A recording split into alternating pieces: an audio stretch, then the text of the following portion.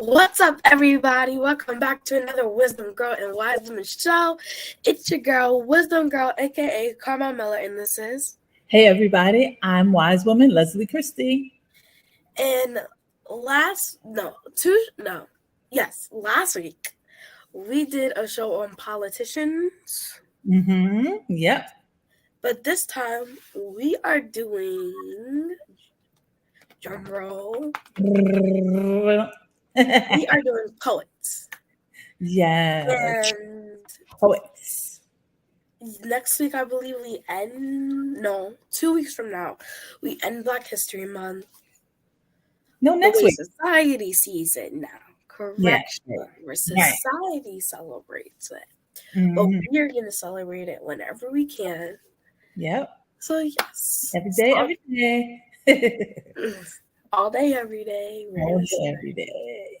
Let me put a plug right here before you go on. Wisdom Girl.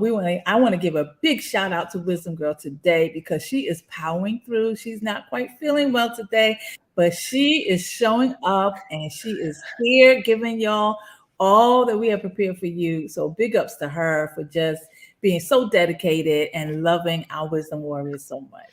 All right, Wisdom Girl, take it away.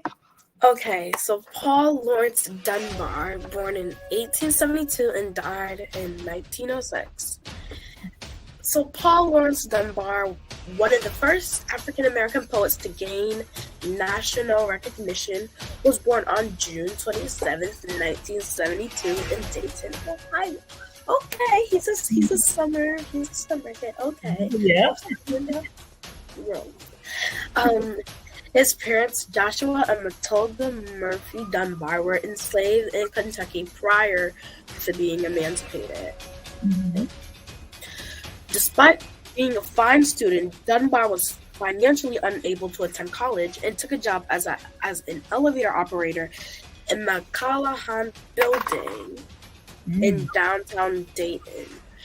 In 1890, he edited the short-lived African-American newspaper of the Dayton Tatler. I'm telling you, where do they be finding these names? I know, right? The newspapers, the Times. Yeah. You can really just be naming it anything. You can name one pizza, and everybody will read it. The New York pizza. New York. I think in Manhattan or in Times Square, if you live there, their newspapers are like out of control. I'm telling you, they have the Times and everything, right? But then I feel like I heard something saying that they call theirs the Big Apple something with the Big Apple. There's a paper something with the Big Apple. Yeah, because that's New York's nickname, the Big Apple. The Big Apple. Yeah, nobody really ever references that anymore. But anyway, nobody really talks about. People in New York don't call it the Big Apple. Not like if you hear somebody say the Big Apple, you know they've never been in New York. I sometimes I'd be looking at people crazy like, no, you're not giving. Yeah. Printed by his former high school classmate Orville Wright of the Wright brothers. Wait, the popcorn. Orville Wright, the plane, the Wright brothers, the plane. Anytime I see Orville, I'm thinking Redenbacher. That's what you're thinking about with the popcorn. No, the Wright brothers were the brothers who built the plane. Oh, I've heard about him. I've heard about the Wright brothers. I've heard about them. Yeah. So what else is Lawrence Dunbar? Okay. I think I'm starting to understand. In 1893, it's so confused between this. I forgot there are two different eras. Dunbar self-published his first collection, Oak and Ivy, and sold it for $1 to help pay the publishing costs. Wow. This is how you know it's back in the day. How do you get a poem for $1? A whole collection. That would be $30 in our generation. It would be a lot, that's for sure. $1? $1? It would be a whole lot, that's for sure. You could sell that idolatry, and it would be off the shelves. Okay. Later that year, Dunbar moved to Chicago and befriended Frederick Douglass, One of my who favorites. helped him find a job and also arranged for Dunbar to read a selection of his poems at the World Fair Exposition. Frederick Douglass said that Dunbar was the most promising young colored man in America. Wow. Wow, that's what a compliment that was. Imagine knowing Frederick Douglass, the Frederick Douglass. I know.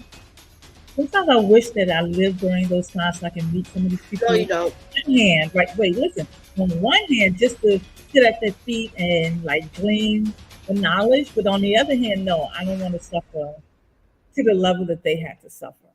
So anyway. No, you don't wish you were in that era.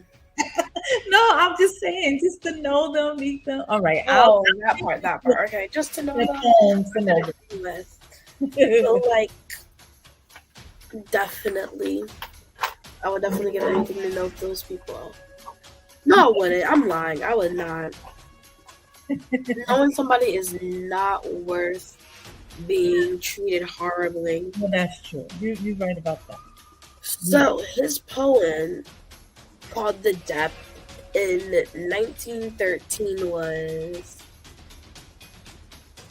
I gotta say, it's pretty great / okay. Well, why don't you read a part of it and let's kind of Okay. The first stanza, if you don't know what a stanza is, it is a paragraph in a poem. I'm sure we all know what a stanza is. Yeah. This is the depth I pay just for one. Well, people just be saying anything. I can't read the word. Oh, okay. You want me to read it? You read it, because I'm very confused. People just be writing anything in their phone. But you're gonna get it. Okay. Okay, so Paul Laurence Dunbar really he really wrote these poems, right? So the debt says, "This is the debt I pay, just for one riotous day. Years of regret and grief, sorrow without relief. Pay it I will to the end, until the grave, my friend. Gives me a true release, gives me the clasp of peace. Slight was the thing I bought, small was the debt I fought, poor was the loan at best. God, but the interest." Come on, Paul Laurence Dunbar. Period. So that basically he's talking about like the price we pay for who we are, the color that we are, right? In other words, it's like he's defending himself, like speaking in a very strong way. Like, this is the debt I pay just for one riotous day, years of regret and grief, sorrow without relief. So it's like this goes on and on and on and on, right? And then he ends to say, "But I'm poor, like this, I'm poor and I still got to pay interest. I still have to keep going through this and living this life that continues to drain me and take from me." Man, he was amazing. What do you think about that? Well, yeah, I think it's a great poem, and it's pretty much amazing. I cannot. The only thing though is, I like poems that I feel like I can relate to, but I can't because I haven't been here. Right. Well, yeah. Well, that's the beauty. That's the beauty of poetry. It takes you to a place in time where the writer is, what they're writing about. And these poets that we're talking about today are poets who lived years ago, which is why we say. Well, not really, because most of the great poets have died. Huh? Most of the great poets have died. That's not true. No, not a lot. Oh, no, of course, there's me, and then there's me, and then there's me again. No. Listen, there's plenty of poets. The thing is that we don't talk about the poets. That's why I love this show, right? We don't talk about the poets. We don't talk about those people who are still writing, who are still making a difference, who are still there, you know? But we could do a show, not saying we will, but we could have done a show about poets today, contemporary poets. And the list is long, right? But the thing is that you and I and everybody who came before us and everybody who's going to come after us, we stand on the shoulders of giants. We stand on the shoulders of people who have suffered and were enslaved and paid the way, but yet still did great and amazing things while they were suffering. And that to me is the definition of a giant, definition of somebody perfect and amazing, where you can still make these accomplishments. Like Paul Lawrence Dunbar, who lived during slavery. You know, I mean, he wasn't enslaved his entire life, but you know, all of these people came, well, most of them anyway, that we're going to talk about today, came out of slavery, or at least one generation. So it's amazing to me. It's amazing to me. All right, well, here's somebody that you can relate to that you know of. Our next poet that we want to talk about, who we are standing on the shoulders of, is Langston Hughes. Langston Hughes, born in 1901, passed away, I didn't realize this, 2 years after I was born, 1967. So James Mercer. Don't expose yourself like that. I got a birthday coming up this week. Okay. James Mercy Langston Hughes was born on February 1st. Wait, did I hear? Did I? Oh, I thought I heard something else. He was born on February 1st, 1901 in Joplin, Missouri. He cited poets like Paul Lawrence Dunbar, the one we just talked about, Carl Sandburg, and Walt Whitman as his primary influences, and is particularly known for his insightful portrayals of Black life in America from the 1920s to the 1960s. He was also extremely important in shaping the artistic contributions of the Harlem Renaissance. And for those of you who don't know about the Harlem Renaissance, that's where the blues, the jazz, all those things, the poetry and anything artsy about Black people came through the Harlem Renaissance. So big ups to Langston Hughes.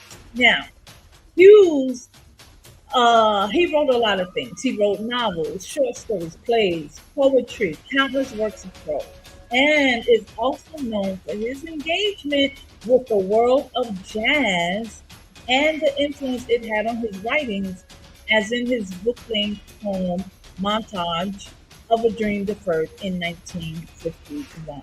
Never read it, but now I'm interested.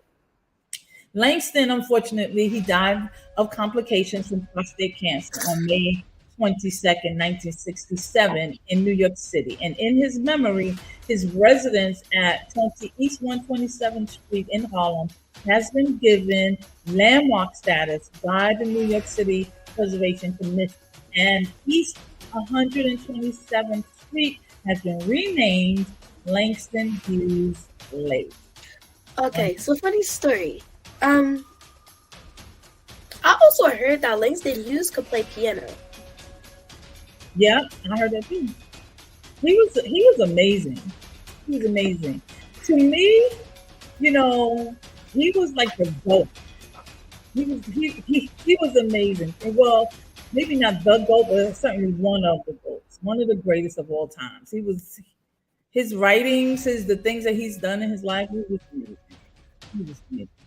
Well, he wrote the song, not the song, but this poem that you're familiar with, called Mother to Son, in 1922. I read this poem in school. Did and you? I'm telling you, funny story. So when we were reading this, I was in a small group during Literacy Plus, and my ELA teacher was asking us, like, what do we think the time period is and stuff like that, and what do we think this is about? And I automatically said, I think this is about a slave. Funny story. And then she was like, no. I'm like, no, because if you look at the language, and then my other friend, another classmate of mine, was like, I think it's about somebody in segregation in the South. I was Mm. like, and then they're still confused to this day. How did I get slave out of this poem? I was like, read Hmm. it. All right. Well, let's read it. Let's read it. Now, most of y'all are probably familiar with this. If you're familiar with it, just type in the chat, y'all. Don't let us have this conversation by ourselves. Come on, poetry is one area that we don't focus on enough. So we want y'all to converse in the conversation, comment all of that, right? So that we know that you're with us, okay? We know that you're with us. So, Langston Hughes' poem Mother to Son, written in 1922, says, I'm going to try to read it quickly. Well, son, I tell you, life for me ain't been no crystal stair.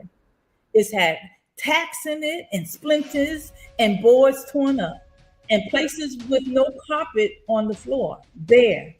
But all the time, I've been a climbing on and reaching landings and turning corners and sometimes going in the dark where there ain't been no light.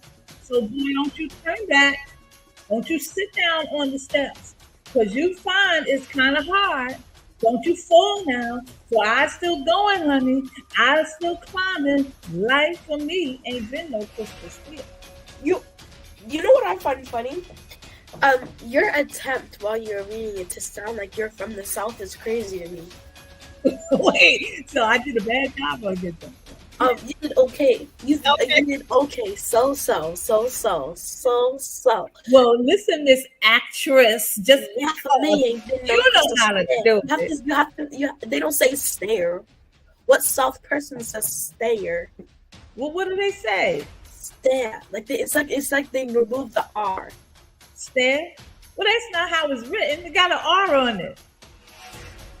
Did you just say it got an aura on it? They got an R on it. Oh, I thought you said aura. I'm like, what? You know your Yaya better than that. Do I really? Yeah. They be like, I've been climbing on and reaching lanterns and turning corners and sometimes going in the dark where there been no light. Period. Okay. Come on, Miss- I've been working on it. Yes, I love it. I've been working on it. Well, you know, you've been in plays where you've had to use the dialect from slavery or from that time period. So you know how to do it. Two plays, and those were very emotional. Where I was like, you know what? Remind me to not invite these certain people to plays where my character is a slave, please. Remind me. You did it so well. Sorry, y'all, for this kind of sidebar, but it's important for you to know. You acted that role so well that people really bought into the idea that you were really being enslaved, really being killed. I mean, My great grandfather was like, it wasn't no yeah, that's right. Is she about to die? really. He almost got up. I'm telling you. Nevaeh was worried. My little sister was so worried. Go up And there. I was just like, it's just a play. Like, chill out. Well, it was a production for those who listen. It wasn't like a play. It was a huge production that she was It's in. something that they do. No, yeah, something that they do every year. Yeah, I think they do one of their plays in February and another one in December. yeah, yeah. But anyway, But wait a minute. Before you go on to the next person, I love how Langston Hughes in this mother to son is how the mother is talking to the son like, come on, you don't have anything to complain about. Like, I've been through it, so don't turn your back. Don't give up just because life is hard. Because for me, it ain't been, you say it, life ain't been, you go. laughing. Wait. Which part? No, just life ain't been no crystal stair. That's Life for me ain't been no crystal step. I don't know why they say it like that. I don't know why people from different areas, if you're still in America, say it in different ways. But you gotta understand this. Slavery or even slavery was not that long ago. It really wasn't that long ago, right? And we were enslaved for a very long time. And then when you look at the Jim Crow era, the civil rights era, I was alive during that era. So it You wasn't were alive, but you were too young to understand. But I'm You weren't saying it really. wasn't that long ago. So we still have the remnants, and people wonder how come we're not here? How come we're done doing that? Hello, we just got out of that. We give us a minute. So give us No, a second. Give don't us get a little. together. Yeah. So anyway, all right. Big ups to Langston Hughes. Who we got next? Okay, so James Weldon Johnson. James. Everybody got to give him a hand clap. James Weldon Johnson. Born in 1871 and died in 1938. That's a long time. Yeah. That's a bit of a minute. He died like in the 70s. In the 70s. That's a little bit of a minute. Yeah, his grandpa died. Was born. Sorry. What? So, Not grandpa. okay, so I have a rumor about James Weldon Johnson saying that he looks like James Baldwin. No, he does I not. don't think that's true. He does not. No Just because his name, it sounds. Okay, I'm not even gonna. Wait a minute. According to my math, he died at 67. He died kind of young too. Yeah. All right. What we got? Anyway. Yeah. James Weldon Johnson was born on June 17th, 1871 in Jacksonville, Florida. You know what? I'm really starting to like these people. They're summer babies. Summer baby. Okay. Johnson was the eldest son of James Johnson Sr. Oh, that back in the day to be the eldest son of the Lord. Yeah, meant something. Meant a whole lot. Oh. Yeah. I'm glad I'm the oldest daughter. I didn't have to do nothing. Well, no, I'm lying. Anyway, a head waiter at a hotel. That was his father. Mm-hmm. And Helen Louise DeLette Johnson. Mm-hmm. You know what? I really like these names. Where did they find these names at? I know. These are great names. Slave owners. But anyway. Never mind. A school teacher. Okay, you know what? I'm liking these people. Hold up. At the Stanton Preparatory School in Jacksonville. You know what? I never heard of these people. That's a shame. You can think Weldon Johnson. It'll become familiar in a second. Where Johnson will later become a principal at age 23. Okay. Yeah. Johnson was well educated, earning a bachelor's and a master's degree from Clark University, now Clark Atlanta University in Atlanta, Georgia. Woo-hoo. That's good. Wait, Atlanta, Georgia existed back then? Yeah. Wait. Okay, wait. Okay. We have time to. Yeah. So, side note, funny story. So back then, and I think it was the same year in the 1870s or 1820s, Wyoming, the state Wyoming, came out on my birthday. Oh, really? I got the worst date. Oh, okay. I would have preferred it to be Florida or California, but it had to be Wyoming. That's the day it became a state. No shade, but like Wyoming. Well, I heard that it has a lot of mountains though, so like I really avoid mountains though, because there's this rumor that said that somebody saw a giant and died 3 months later. What? In the mountains, a Nephilim giant, I think, wow. and then died. But anyway. During the First World War, Johnson became a noted activist, organizing the Negro Silent Protest Parade in 1917 with around 10,000 marchers, as well as hoping to make the NAACP a national power by fostering an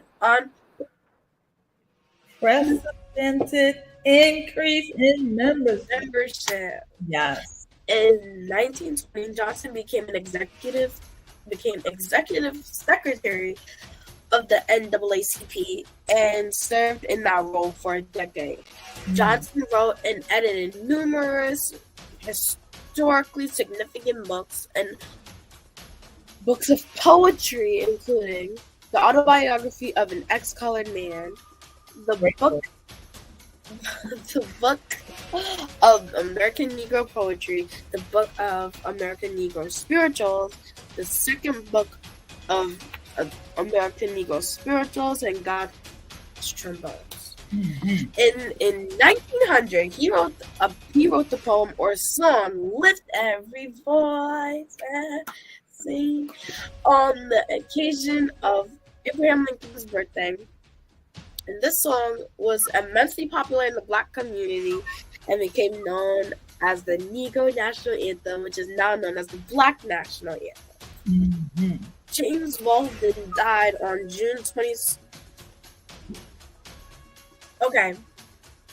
Keep going before you. Right after his birthday. I want to cry. Who dies on there? Who dies so close to their birthday? Okay. Well, a lot of people do. In 1930. 1938. Who decided, you know what? After Trey hit his car in the... Who drove that train? Who drove that train? Learn to drive a car first. Well, it says a train hit the car. Not the car didn't hit the train.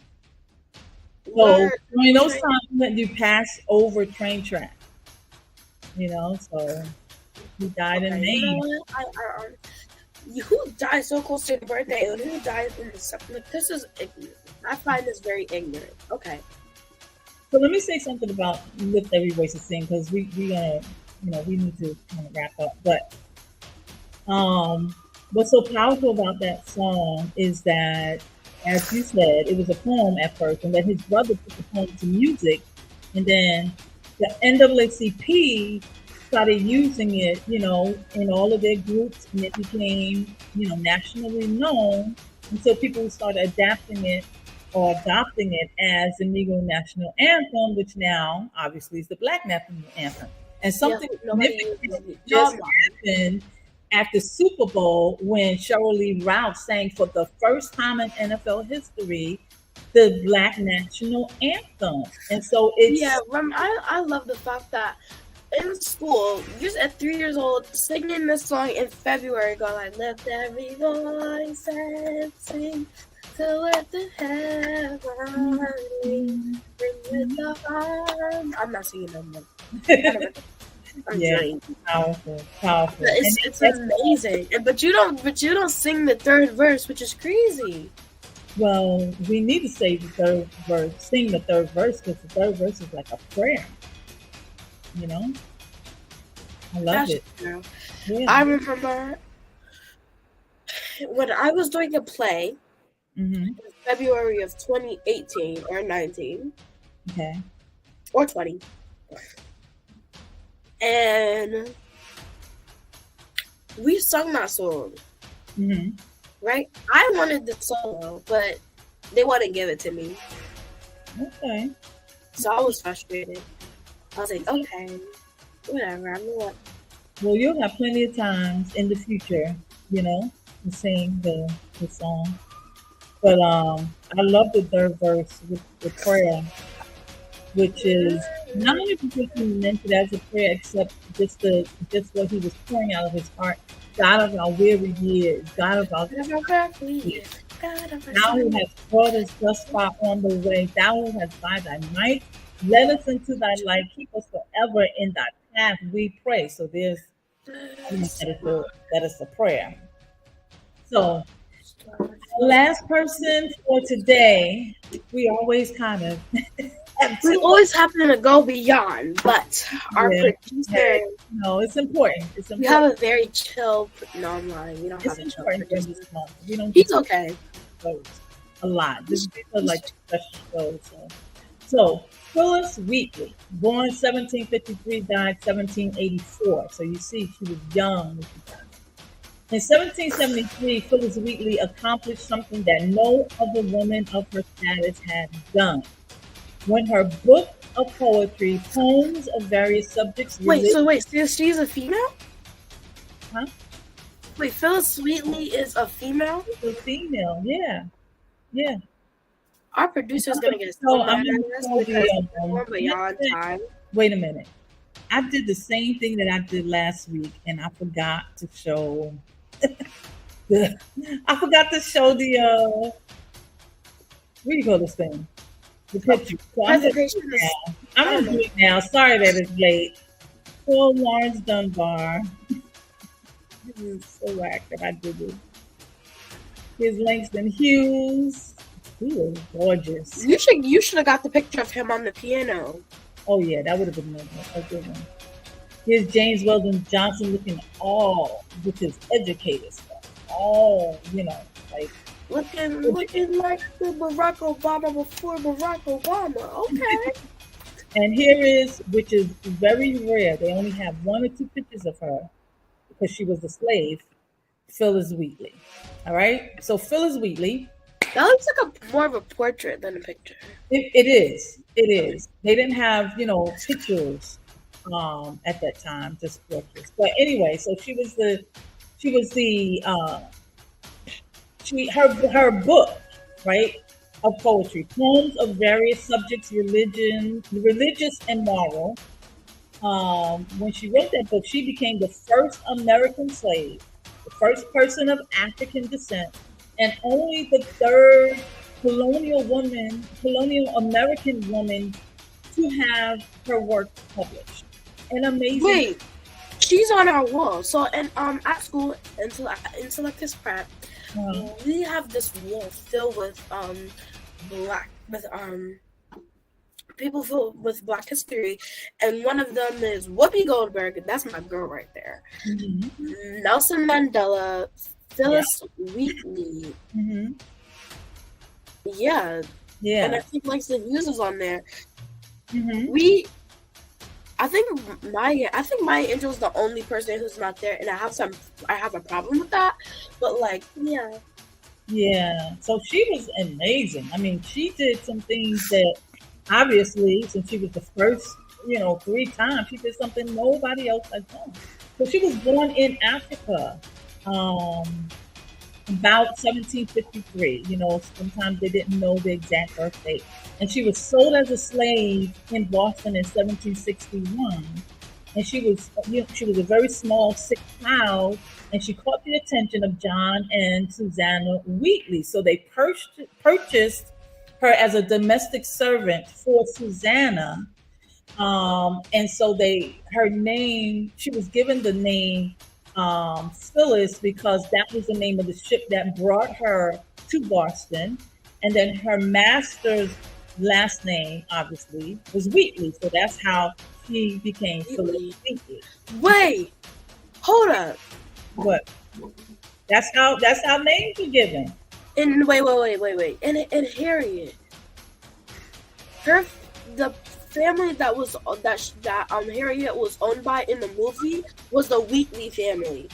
Really? Well, it wasn't the same Wheatley family. I'm sure it wasn't. Phyllis Wheatley was born years before. Well, I don't know. Well, definitely before. It could have been by the same family, though. It could be by the same family, just different time periods. We're gonna research that. See how far apart were they. We're gonna see if we can figure that out. But anyway. So Phyllis Wheatley began publishing her poems. Listen, y'all, we're talking about a slave child. Began publishing her poems around age 12, and soon after, her fame spread across the Atlantic. Now, remember, she came from Africa, right? What happened was that Susanna, who was her, the slave owner, took a liking to her and could see that she really could learn. So she stopped her, pulled her off of domestic duties, and began to educate her along with her daughter Mary, with Susanna's daughter Mary, and began to teach her reading and writing, religion, language, literature, and history. So she became like this amazingly intelligent woman writing books of poetry and is being published, and she's a slave. And so her poem, the one that she's best known for, is on being. It's called "On Being Brought from Africa to America," written, listen, in 1768. Amazing, right? And it directly addresses slavery within the framework of Christianity, which the poem describes as the mercy that brought me from my pagan land and gave her a redemption that she neither sought or knew. And so the poem concludes with a rebuke to those who view Black people negatively. Come on, Miss Phyllis. And it says, some view our sable race with scornful eye. Their color is a diabolic lie. Come on, remember Christians, Negroes, Black as Cain, may be refined and join the angelic train. Miss Phyllis Wheatley, we salute you. Because you paved the way for so many. Well, we did a lot. We went over, but thank y'all for hanging with us and sticking with us. We got a good show next week. We want y'all to be. You want to tell what our show is next week? Next week, On the Shoulders of Artists.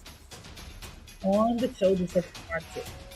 We're going to be talking about musical artists and different types of artists, dancers, and we probably will plug in some contemporaries who are the firsts to have done things like I will give you a hint about who one of the people are, though. I'm gonna give you a small, teeny, tiny hint. This famous choreographer has a theater in Manhattan, and is known for his dances called the Revelation. Okay. Yep. Yep. All right, well, we got to go, but we thank y'all so much for being with us. Again, Wisdom Girl, thank you so much. I know that you're not feeling well, but thank you for, showing up and, still being who you are, still being dedicated and all of that good stuff. So, yep. You want to close it out?